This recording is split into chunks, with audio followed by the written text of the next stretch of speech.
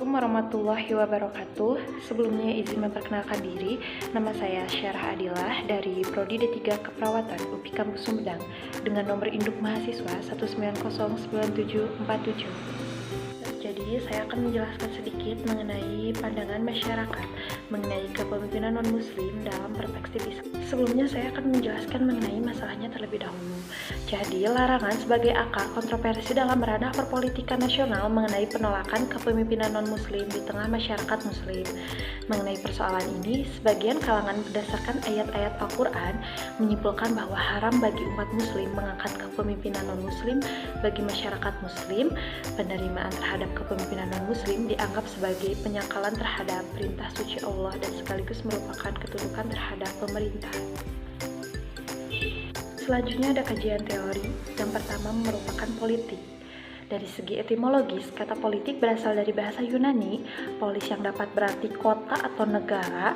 Dari kata polis ini kemudian diturunkan kata-kata lain seperti polis dan politikus, nama sifat yang berarti kewarganegaraan, dan politik tej untuk kemahiran politik serta politik epitisme untuk ilmu politik. Kemudian orang Romawi mengambil alih perkataan Yunani ini untuk menambahkan pengetahuan tentang negara, ars politica, artinya kemahiran tentang masalah-masalah kenegaraan. Selanjutnya ada kepemimpinan. Kepemimpinan adalah cara seorang pemimpin mempengaruhi perilaku bawahan agar mau bekerja sama dalam bekerja secara produktif untuk mencapai tujuan organisasi. Dalam agama Islam, imamah atau kepemimpinan Islam adalah konsep yang tercantum dalam Al-Quran dan As-Sunnah yang meliputi kehidupan manusia dari pribadi, berdua, keluarga, bahkan sampai umat manusia atau kelompok. Konsep ini mencakup baik cara-cara memimpin maupun dipimpin demi terlaksananya ajaran Islam untuk menjamin kehidupan yang lebih baik di dunia dan akhirat sebagai tujuannya. Kepemimpinan Islam sudah merupakan fitrah bagi setiap manusia yang sekaligus memotivasi kepemimpinannya Islami. Manusia diamanahi Allah untuk menjadi khalifah Allah, wakil Allah di muka bumi. Quran Surat Al-Baqarah ayat 30 yang bertugas merealisasikan misi sucinya sebagai pembawa rahmat bagi alam semesta, sekaligus sebagai Abdullah atau hamba Allah yang senantiasa penuh dan terpanggil untuk menghadirkan segenap. Dan selanjutnya ada non-muslim. Pengertian dari non-muslim itu sendiri dapat dilihat dari pengertian muslim dengan mendapatkan kata imbuhan non yang berarti tidak atau bukan.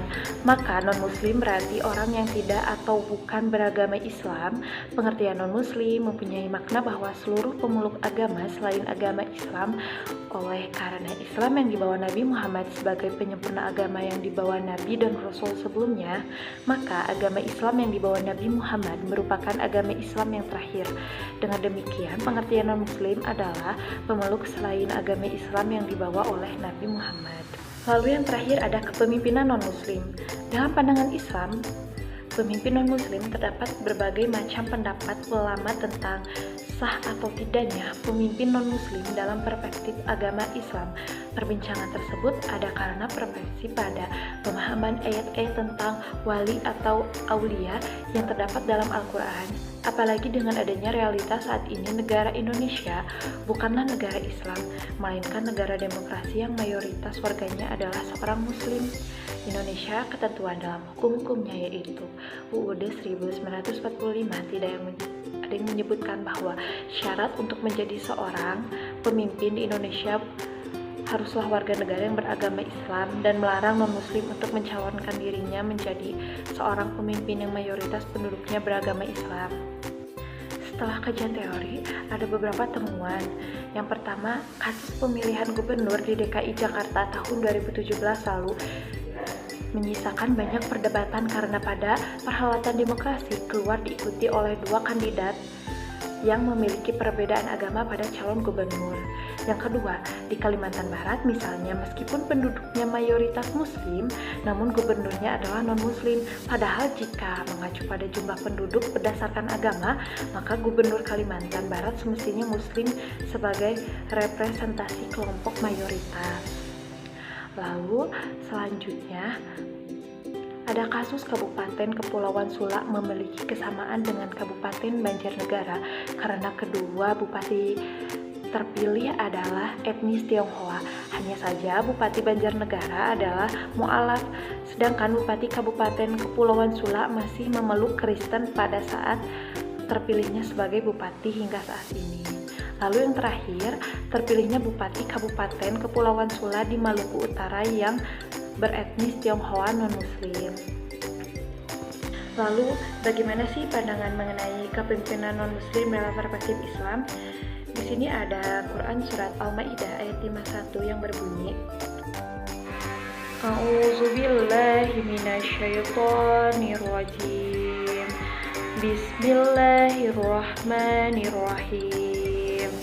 Ya ayyuhallazina amanu la tattakhizul yahuda man nasara awliya ba'duhum awliya'u wa man yatawallahum minkum fa innahu minahum. Innallaha la yahdil qaumuz zalimin. Shadaqallahul azim. Yang artinya, hai orang-orang yang beriman, janganlah kamu mengambil orang-orang Yahudi dan Nasrani menjadi pemimpin-pemimpinmu. Sebahagian mereka adalah pemimpin bagi sebahagian yang lain.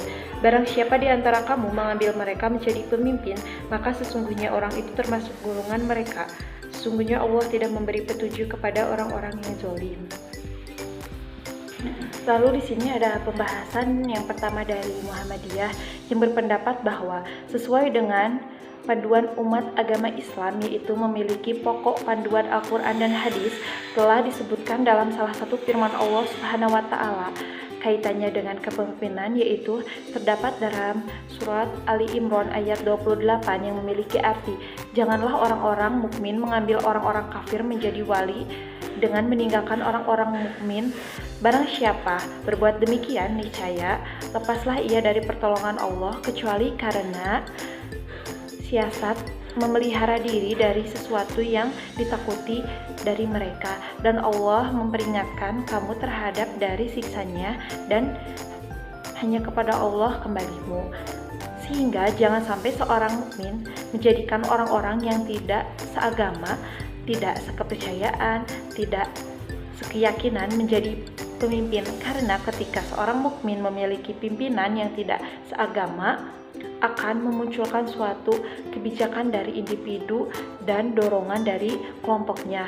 Berbeda dengan seorang mukmin yang memiliki pimpinan yang seagama, kebijakan-kebijakannya tidak akan jauh, dan jika melenceng masih bisa diingatkan satu sama lain karena kita dalam satu agama. Selanjutnya ada dari Persis yang berpendapat bahwa sebagai orang Islam kita tidak boleh menjadikan seorang non-muslim sebagai pemimpin, sebagaimana firman Allah Subhanahu wa Ta'ala dalam surat Al-Maidah ayat 51 yang memiliki arti, hai orang-orang yang beriman, janganlah kamu mengambil orang-orang Yahudi dan Nasrani menjadi aulia bagimu, sebagaimana mereka adalah aulia bagi sebagian yang lain. Barang siapa di antara kamu mengambil mereka menjadi aulia, maka sesungguhnya orang itu termasuk golongan mereka. Sesungguhnya Allah tidak memberi petunjuk kepada orang-orang yang zalim.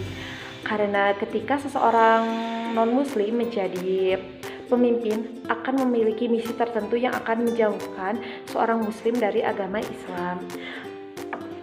Lalu yang terakhir ada pembahasan dari Nahdlatul Ulama yang berpendapat bahwa idealnya sebagai imam atau pemimpin yaitu seorang muslim selama masih ada umat Islam. Mengapa harus memilih pemimpin yang non-muslim?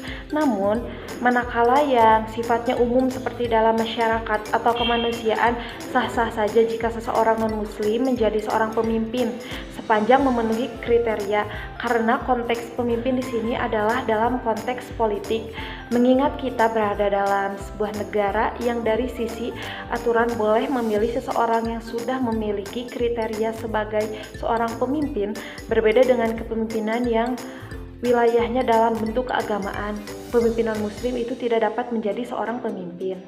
Kesimpulannya, jadi dari 3 pendapat tersebut dalam Quran Surat Al-Maidah ayat 51, maka dapat saya simpulkan jangan sampai memilih pemimpin non-muslim, karena jika kita dipimpin oleh seorang non-muslim, maka akan memunculkan suatu kebijakan atau dorongan dari kelompoknya yang menjauhkan seorang muslim dari agama Islam. Sedangkan jika seorang pemimpin itu beragama muslim, maka kebijakannya akan sesuai dengan ajaran agama Islam